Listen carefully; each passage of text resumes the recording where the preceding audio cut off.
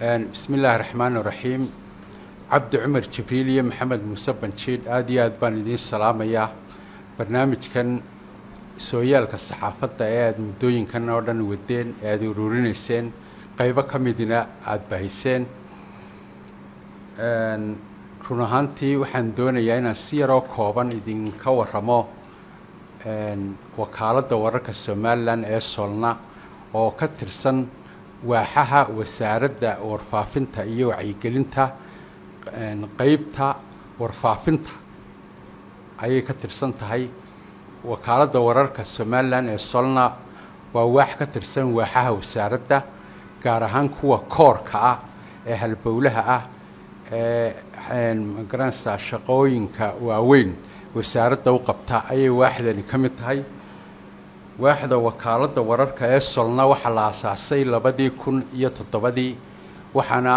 presidential decree ama digreeto madaxweyne ku aasaasay madaxweynihii hore ee Jamhuuriyadda Soomaaliland mudane Daahir Riyaale Kaahin sanadku markuu ahaa 2007 muddadaas wakaaladda wararku may jirin waxa inoo jiray oo kaliya ta idaacadda iyo wargeyska Maandeeq iyo telefishinka qaranka markii waaxdan la aasaasay wasaaraddu way fadhiisatay waxay u sameysay shaqooyin iyo mas'uuliyado ay qabato waxaana kamid ahaa mas'uuliyadihii wakaaladda wararka ee Solna ay shaqada ka bilowday inay qorto dhammaan wararka ka baxa idaacadda raadiyo Hargeysa ee dalka iyo kuwa dibaddaba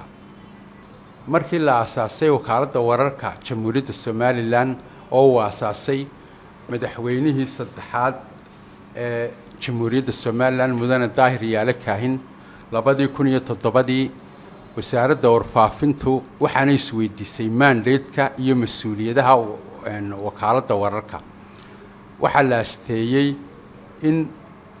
wakaaladda wararku ay qorto dhammaan wararka dalka iyo kuwa dibaddaba oo ay ka sii dayso idaacadda raadiyo Hargeysa runtii partnerka ugu weyn ee aanu la shaqeyno ama cidda aanu bahwadaagta shaqanahay ee ugu weyn ee wasaaraddu waxa weeyaan idaacadda raadiyo Hargeysa oo noo qorno wararka dalka iyo kuwa dibaddaba muddada intaa leeg ee ay jirtay waaxda wakaaladdu ay jirtay mas'uuliyado kala duwan iyo shaqooyin kala duwan ayay qabatay mas'uuliyiin kala duwanna way soo mareen runtii waxa lagu aasaasay xilliga 2007 oo gudoomiye oo agaasimiyay horeeyay wakaaladda wararka noqday Cabdilaahi Aadan Cumar Wayab waxa ku xigay Axmed Ismaaciil Axmed Cira ku xigay waxa ku xigay Xuseen Aadan Yuusuf Xuseen Kurdi aniga ku xigay mas'uuliyiin kalena way naga dambeeyeen oo ahaa Cabdicasiis Caydiid Cilmi Yamani iyo Cabdiqaadir Almis aniguna waxay noqonaysaa markii labaad ee aan qabto xilka agaasimaha waaxda wakaaladda wararka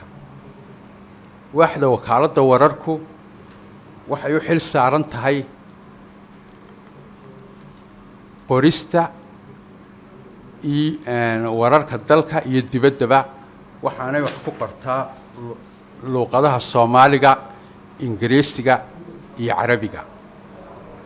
sidoo kale waxay qabataa oo ay soo turjuntaa dhammaan wararka iyo wacaalaha warbaahinta dunidu ka qorto Soomaaliland kuwaas oo u sii qaybiso intay turjunto warbaahinta dalka gaar ahaan kuwa qaranka sida TV-ga idaacadda iyo wargeyska Dawan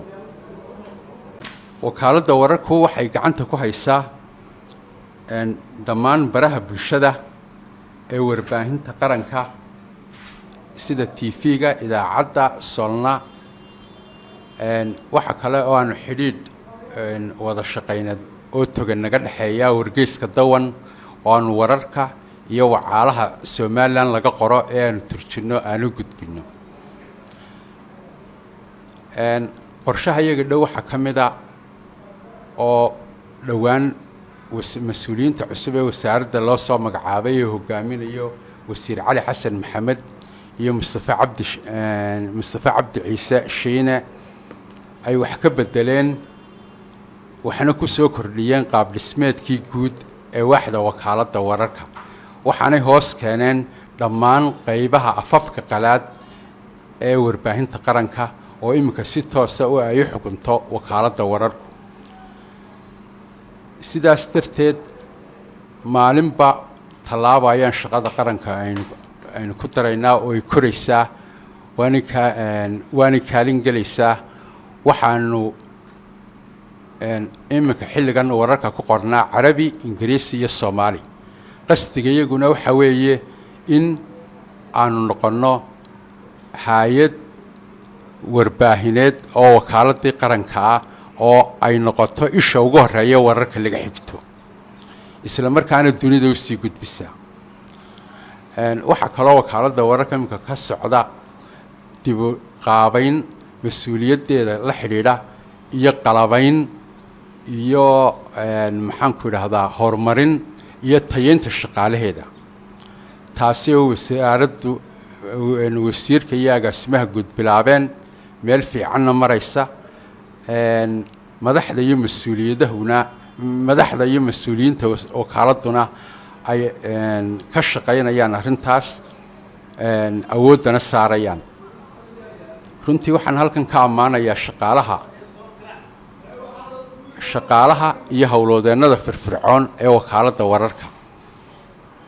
oo runtii waxay leedahay maan baawar badan oo ay ku taagan tahay dadkaas oo rag iyo dumarba leh waxaan ka xusi karaa oo aan maxaanku dhahdaa halkan ka bogaadinayaa dhowr howlwadeen oo wakaaladda wararka qaali ku ah kuwaasi oo shaqeeya saacado badan oo gaadhaysa ilaa 14 saacadood ilaa 15 saacadood oo sida askarta u shaqeeya oo mar walba oo hawli soo korodhaba ama gurigooda ku soo shaqeeya ama xafiiskaba ha yimaadee shaqadii qaranka sidii ay ahayd u gutaa howlwadeennadaas aan halkan ka bogaadinayo waxaa ka mid ah yuusuf maxamed ismaaciil oo agaasime ku-xigeenna ka soo ahaan jiray wakaaladda wararka 2 jeer ka soo noqday iminkana ku magacaaban tafatiraha wakaaladda wararka waxaa kaloo ka mid a cabdiweli saxardiid xirsi waxaa kaloo ka mid a maxamed axmed yuusuf waxaa kaloo ka mid a jamaal macalin waxaa kaloo ka mid a cabdiraxmaan iyo cali coomey iyo axmed sheekh yuusuf iyo howlwadeenno kale oo tiro badan waxaa kaloo ka mid a odayaashii shaqada wakaaladda lagu bilaabay ay ka mid yihiin cali ruush iyo cabdilaahi quule iyo axmed sheekh yuusuf kuwaasi oo runtii aan odhan karo waa baallaha iyo garbaha wakaaladdu ku shaqayso iyo waxa ay dheer tahay waaxaa kale